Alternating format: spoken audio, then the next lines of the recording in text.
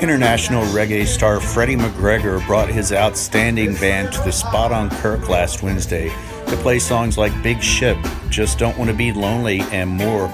We sat down before the show with Mr. McGregor and spoke about his life and career.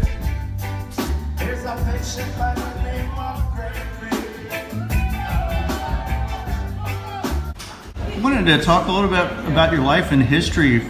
For starters, I understand that you first began singing professionally when you were 7 years old. Yes, I recorded my first song at Coxsone Studio One when I was 7. That was back in 1963. Because we're from Clarendon, and I came to Kingston with a group called the Clarendonians, who were already very famous. And then we ended up at Coxsone Studio One, which in Jamaica is equivalent to Motown here in America. I mean, that's where you'll find all the great musicians and artists and everybody.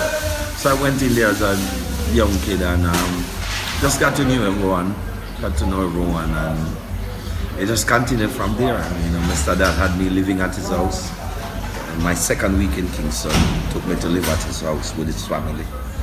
So my daily life thereafter was home studio, until he boarded me out with a Christian family, sent me to a school, and the rest of it was just school, studio. Never left the studio since I first got there. And I stayed with Mr. Dada, and I didn't leave there until 1979.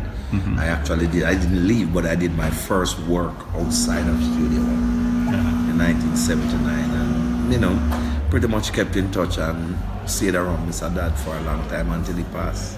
Because he was really a true father in all senses where I'm concerned. And 2 years after you left was 1981 when Big Ship came out. Yes, we recorded the song in 81, late 81. It came out in 1982. 82. Big Ship, and the rest is history. Yes, you co-wrote that song. Well, I actually write the song. Linval Thompson produced the record. So you got a writing credit, but you wrote. Well, I write the song, but I share the credit with Linval. Because we're good like that. And in Jamaica, it's kind of different, and especially back then too. You know, we're close friends. We were doing a project together. And I can tell you on interview how that happened, actually. The plan was to make an album, and Linval and I, we would go to England, do some shows and stuff. I had never traveled outside of Jamaica before at that time. And so my name was getting there in the UK and in Europe. Being in Jamaica, you didn't know what was happening, but you know, producers and different people would say, boy, yeah, you're getting popular and I love you in England, and you know, people want to work with you. And I'm like, okay, but I'm still going to be patient because I really love Mr. Dan. And I really wanted to be there with him. I wanted to see him as the kind of success he truly deserved to be. So we hung with him, and it wasn't quite working, you know, but we stood our grounds. And then when I did my first project, it was with Winston Nineones. He has a label called The Observer. That was 1979. He kind of convinced me to do a project with him, and we did a project. It's called Mr. McGregor, recorded at Channel 1. And that was a good break for me. That's when I first went to London after that 79 album came out. And I was surprised when I got there, you know, because I didn't realize the level of popularity at the time. And I'm like, wow. And I'm like, okay, so it's getting closer. So the one thing I need is a good song. And I kept working at it until Big Ship came. And once Big Ship came, the rest was history. England and Falklands went to war that year. And so ships were going down. Every news you watch, ship was going down. And the song was just getting more popular. And then the cruise industry caught on to the song. So every cruise ship going out of port, coming into port, would use Big Ship as their theme song. And it just slowly exploded. And you know, from there I just told myself that my prayers had come true, because all I'd asked for was one song. I will do the rest. And I would want to think that I took care of the rest thereafter, because I hadn't stopped thereafter. I just kept making records and it getting more popular. It just grows into what it is today. And you speak about England, and I remember that your cover, The Many Ingredients Just Don't Want to Be Lonely, was a big hit there. Well, it's funny. We talked about that a couple nights ago. When we speak of Just Don't Want to Be Lonely, the first thing persons think of is main ingredients. But we were just listening to the original for that song made by Ronnie Dicey. That came out many years before Main Ingredients. That's the one I knew I grew up with. Main Ingredients came years after, more in the kind of funky era. But that song was way older. And in fact, I had covered that song at Studio One. Just didn't become popular. Yeah. But when Jermaine asked me to cover the song, I was signed to Polydor at the time, and I thought, okay, let's try it, see how it comes out. If it worked out well, I would have used it for my album. And so the track came out and bang, it was a smash. Yeah, it's beautiful. Talk a little bit Thank about your sort of influences in bringing sort of soul style music into the Well, reggae mix.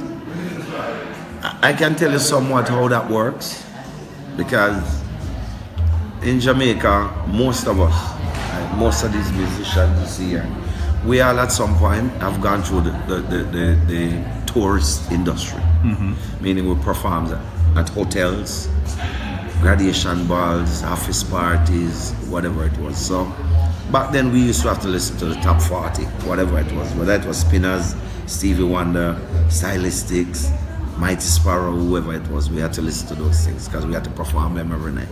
And in performing them, the intent was to do them better than the original. So we were pushing ourselves basically with an intent to become somewhat professional. And so if you notice, a lot of what people refer to as soulfulness in my sound and my songs, it is true.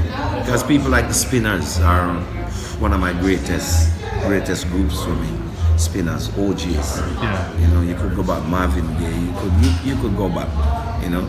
And we grew up that way, because in Jamaica we grew up listening to American soul music. And so a lot of it derived from that. Awesome. Now you have your band out front getting the crowd warmed up now. Yes, You're about sir. to step on stage. Yes, sir. You have decades worth of deep material, many albums. Talk about the feeling to this day before you're about to step on stage. My greatest challenge every night is what people want to hear that they haven't heard. And for me, it's good to have a lot of songs and a deep catalog.